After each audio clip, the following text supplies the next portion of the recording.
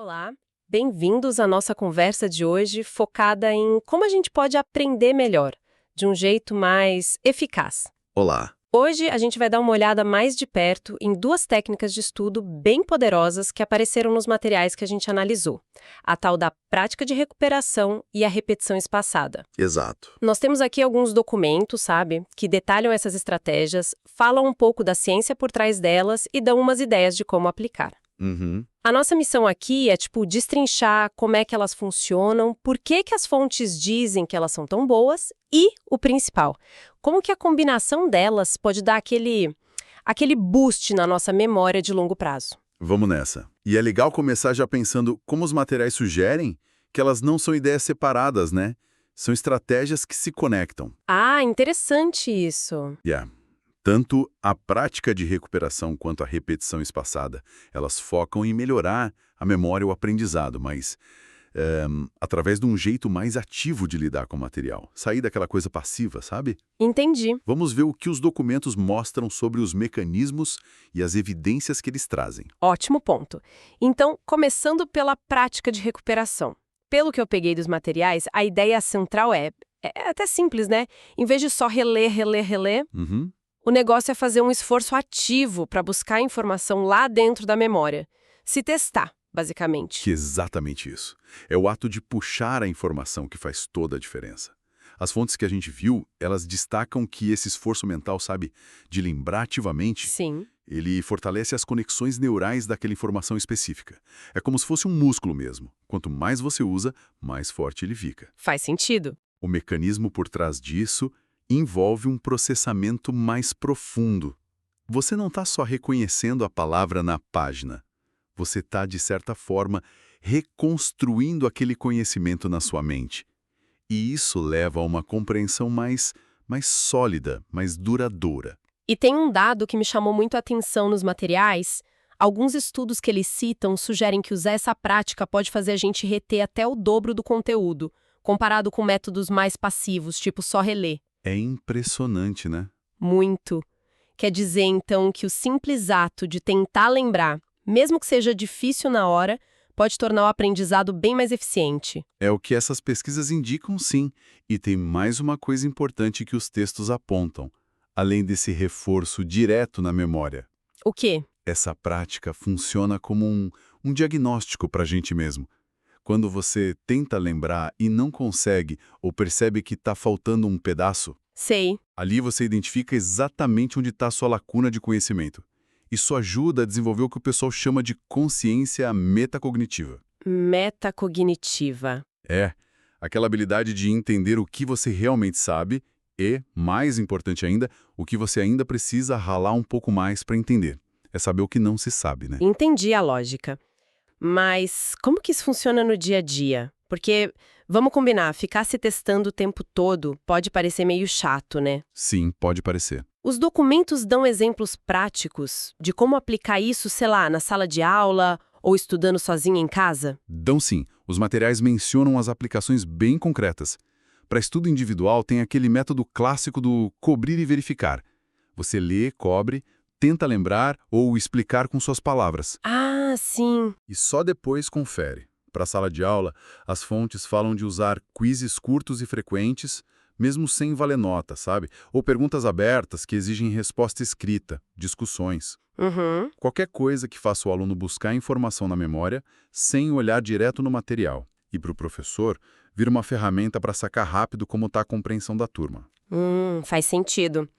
É uma mudança de postura mesmo, né? De só receber para construir ativamente o conhecimento. Exato. Agora, beleza. Se a prática de recuperação ajuda a fixar a informação, como que a gente lida com aquele problema clássico do esquecimento? Sabe quando você aprende algo hoje e semana que vem parece que sumiu? Ah, sim. O famoso branco. Isso. E aí entra a segunda técnica-chave dos materiais, né? A repetição espaçada. Exatamente. A repetição espaçada ataca justamente esse problema.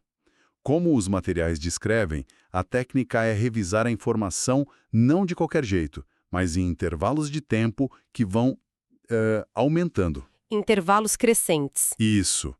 A base disso é um negócio da psicologia chamado efeito de espaçamento. Basicamente, a gente aprende e guarda muito melhor quando o estudo é distribuído no tempo. Ah, sim. Em vez de fazer aquelas maratonas loucas na véspera da prova, que a gente sabe que não funcionam tão bem a longo prazo. Isso me lembrou na hora daquela famosa curva do esquecimento. Aquela ideia de que a gente esquece muito rápido logo depois de aprender se não revisar. Precisamente. É frustrante, mas é como o cérebro funciona, né? Totalmente. Os documentos até mencionam que a base para repetição espaçada vem muito lá do trabalho do Hermann Ebbinghaus, século XIX ainda. Ele mapeou essa curva, mostrou como a gente esquece rápido se não revisitar o material. Uhum. A repetição espaçada é, na essência, uma forma de driblar essa curva. A ideia é agendar as revisões em momentos-chave, idealmente um pouquinho antes de você estar quase esquecendo. Ah, que esperto! E aí você força o cérebro a reforçar aquela memória. É revisar de forma inteligente no timing certo. E como que se define esse timing? Esses intervalos são fixos ou eles mudam? Eles mudam. A adaptação é a chave aqui. O processo, como está descrito lá, geralmente é assim. Você vê uma informação nova, um conceito, uma palavra, uma fórmula. Certo. Logo depois, tenta recuperar. E aí, dependendo se foi fácil ou difícil lembrar, o sistema ou você mesmo, se for manual, ajusta o tempo para a próxima revisão. Entendi. Foi difícil, intervalo mais curto. Foi fácil, intervalo mais longo. E a cada revisão que dá certo, o intervalo para aquela informação específica vai aumentando. Ah, Isso otimiza o esforço, né? Foca no que está difícil, revisa menos o que já está mais tranquilo. Aproveita o jeito natural do cérebro de consolidar as memórias. interessante demais. E onde que essa técnica pegou mais? Os materiais falam de áreas específicas onde ela é popular? Falam sim. Os documentos indicam que ela ficou bem popular em várias áreas. Aprendizado de línguas, por exemplo, para decorar vocabulário, regras. Imagino. Deve ajudar muito. Matemática, ciências, história, até para aprender habilidades práticas.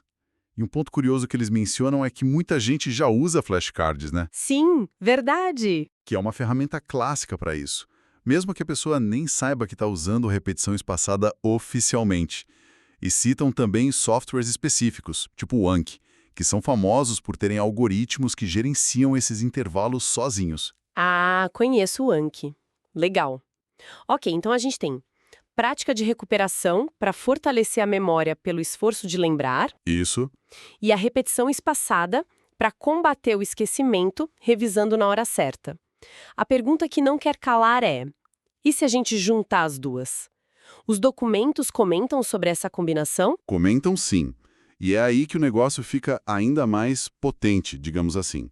As fontes sugerem que combinar as duas criam uma abordagem Sinérgica? sinérgica.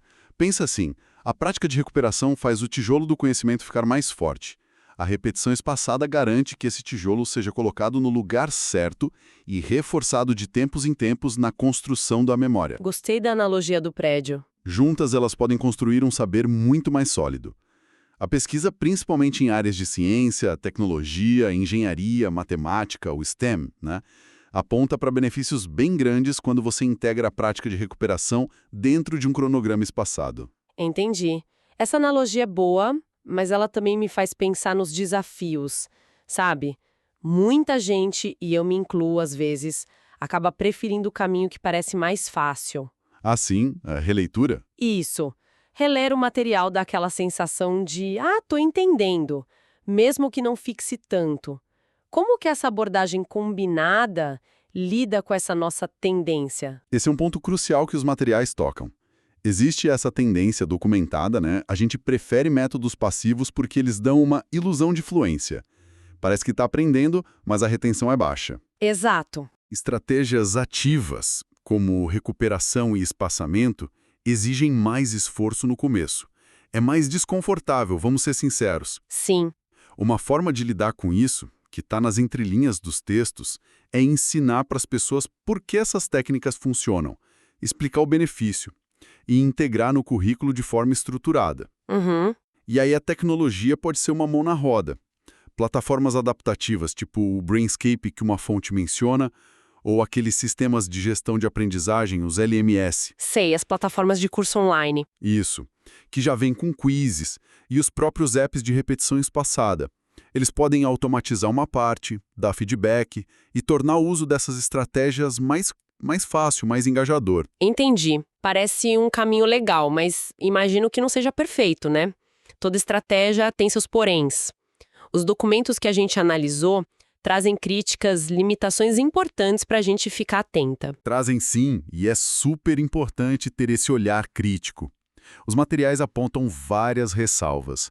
Primeiro, tem questões sobre a metodologia de alguns estudos. Como assim?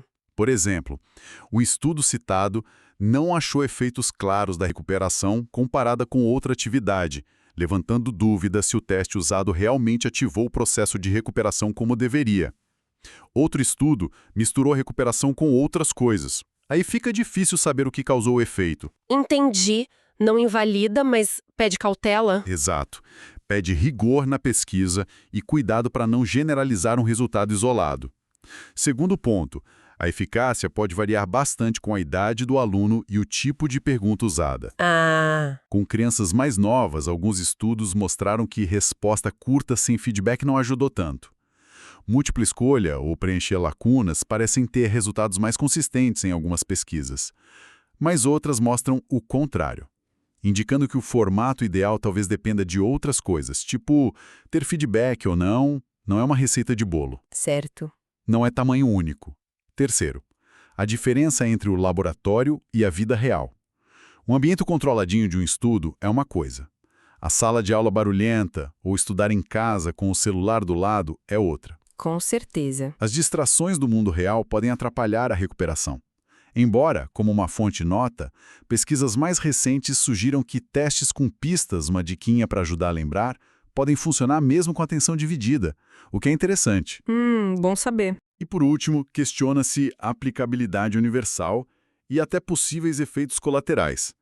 Alguns críticos dizem que focar demais em recuperar fatos rápidos pode levar a um conhecimento mais superficial, prejudicando a compreensão profunda, a conexão de ideias para resolver problemas complexos. Faz sentido pensar nisso. E tem também aquele fenômeno psicológico chato, o desconto hiperbólico, que é a nossa teimosia em preferir a satisfação pequena agora do que esperar por uma recompensa maior depois. A procrastinação. Exato. Isso dificulta manter a disciplina para estratégias de longo prazo, como a repetição espaçada, que exigem esforço hoje para um benefício que só vem lá na frente. Muitas nuances importantes mesmo. Mostra que mesmo com estratégias que parecem ótimas, o como e o quando usar fazem toda a diferença. Olhando para frente, então, o que ainda falta descobrir? Quais são as próximas perguntas que a pesquisa precisa responder segundo os materiais? Os documentos apontam algumas direções bem claras. Uma área-chave é investigar mais o papel do feedback.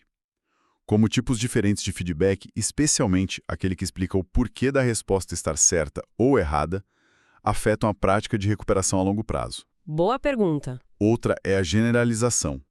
Precisamos de mais estudos grandes, usando abordagens tipo o Many Classes, que uma fonte cita que é testar a mesma coisa em muitas salas de aula diferentes ao mesmo tempo. Ah, legal. Para ver se a eficácia se mantém em contextos reais variados. Alunos diferentes, matérias diferentes, escolas diferentes. Certo. Sair do laboratório de vez. Exato. E também estudar mais os efeitos a longo prazo. Muitos estudos olham dias, semanas, mas e meses, anos depois, e em disciplinas diferentes. Como fica a retenção e a compreensão? Verdade. A integração com a tecnologia é outra fronteira. Como usar melhor as ferramentas digitais, LMS, apps, plataformas adaptativas para implementar isso de um jeito que realmente ajude, e não seja só mais uma ferramenta. E, finalmente, com o crescimento do ensino online, como adaptar e aplicar isso bem em ambientes virtuais, que têm seus próprios desafios de engajamento, né? Sem dúvida. Um campo enorme ainda para explorar. Antes da gente fechar, um dos documentos que a gente recebeu, que era parte de uma apresentação 1, tinha uma nota meio específica, né? Quase um adendo. Pode comentar rapidinho? Sim. Eu lembro. Era uma nota interessante. Basicamente dizia que o conteúdo ali sobre como montar a sessão de estudo perfeita, focando em como a informação entra na cabeça para facilitar a saída depois, era só uma visão geral. Certo. e que uma análise bem mais detalhada, tipo um passo a passo prático, estaria no material mais completo chamado Estudo Esquematizado. É um lembrete da própria fonte, né?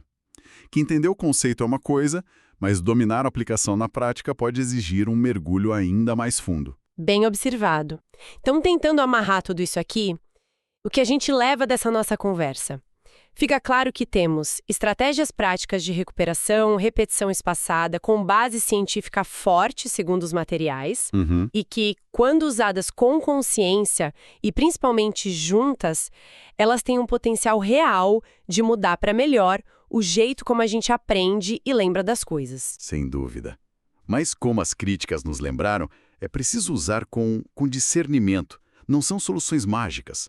O contexto importa muito. Idade, tipo de material, objetivo do aprendizado, como se implementa. Sim. A pesquisa continua refinando o que a gente sabe sobre como e quando elas funcionam melhor. A tecnologia pode ajudar pra caramba, mas a chave parece ser uma implementação cuidadosa, baseada nas evidências e adaptada para cada situação. Fica então a reflexão, né, para quem está ouvindo a gente. Como que essas ideias se comparam com o seu jeito atual de estudar ou de ensinar? Talvez um primeiro passo, pequeno, mas já valioso, seja só tentar ativamente lembrar daquela informação antes de virar a página ou dar um Google da próxima vez. Exato. Aquele esforcinho extra que, pelo visto, faz uma diferença danada. Isso de um jeito mais pensado, para lutar contra o esquecimento natural. Isso toca numa questão bem central do aprendizado autônomo, né? Qual? A importância da gente escolher conscientemente as estratégias que usa. Optar por aquelas que a ciência mostra serem mais eficazes, mesmo que elas peçam um pouco mais de esforço ou planejamento no começo do que os velhos hábitos passivos. É um investimento, né? Que tende a valer muito a pena a longo prazo.